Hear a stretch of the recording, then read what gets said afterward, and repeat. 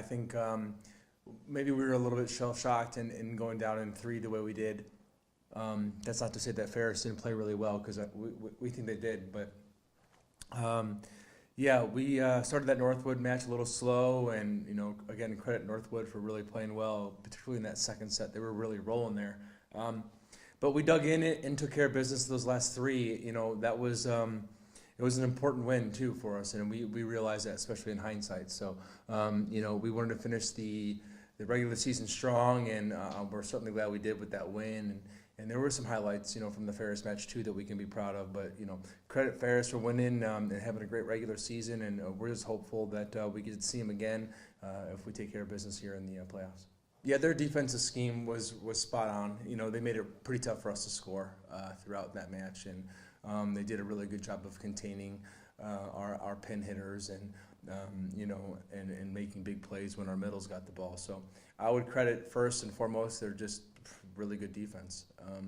And it wasn't that we made, if you look at the numbers, they had something like 80 digs in 3 sets or something like that. It took us 3 or 4 balls in a rally, then they'd force an error or something like that. So they just kept the ball alive and really put pressure on our outside attack. I think we're a pretty balanced team, and we've had some players really step up in big moments or all throughout the year.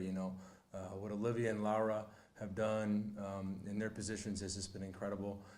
The way Anna stepped up and been 6 rotations, the way Megan's come in as a first-year libero and done great things. Our middle core have done important work for us this year too. So I think we're pretty balanced, and I think we've come up with some big wins and big moments, and for the most part we feel like we've won the games that we were supposed to win.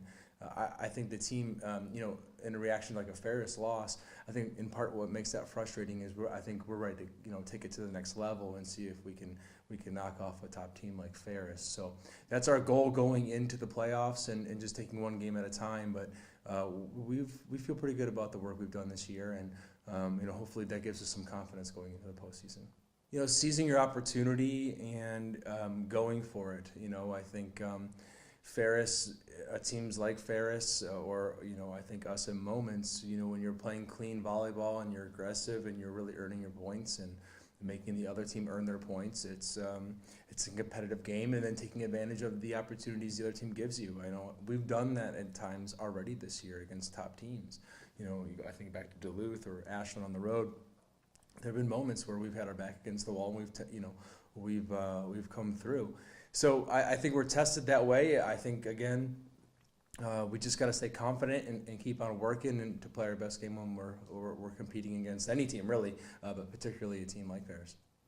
Figuring out how we're going to beat Grand Valley, that's the number one thing right now is, we like the matchup. We think we could be the better team if we're playing well, but this is an experienced team in the playoffs. This is a program that knows how to navigate the postseason. And while they maybe had somewhat of a down regular season, I'm not taking anything for granted here. This is a team that knows how to win, and so I think the number one thing here is to beat Grand Valley, and we can figure out how to do that on Wednesday, tomorrow night. That would be the first step, and then trying to clean up our game for the next round if we're lucky enough to get there. Yeah, I mean, we saw the last weekend of the season, a lot of teams go to 5. Northwood pushes us to 5. Parkside takes 2 teams to 5, win 1, lose 1. I feel like the weekend before, Saginaw is going to 5 a ton. So teams are pushing each other late in the season as we're all seeing each other again. I think I've been saying this for a couple of weeks now. We're starting to play teams for a second, maybe even third time now coming up. So people are starting to even out a little bit that way, though that surprise advantage that maybe one team has or doesn't have, it disappears in the postseason. So I think that makes it a little bit more challenging, and every team in the postseason is there for a reason because they've done something to earn that spot. And so, they're a team that probably can beat somebody, and we're aware of that, especially against Grand Valley. Yeah, just one at a time, know that you got to take 1 point at a time, 1 set at a time, and go out and play your best ball the best you can. Wednesday or tomorrow night really is the first step, and if we're going to talk about anything afterwards, you got to take care of the first step, and so that's what we're talking about right now.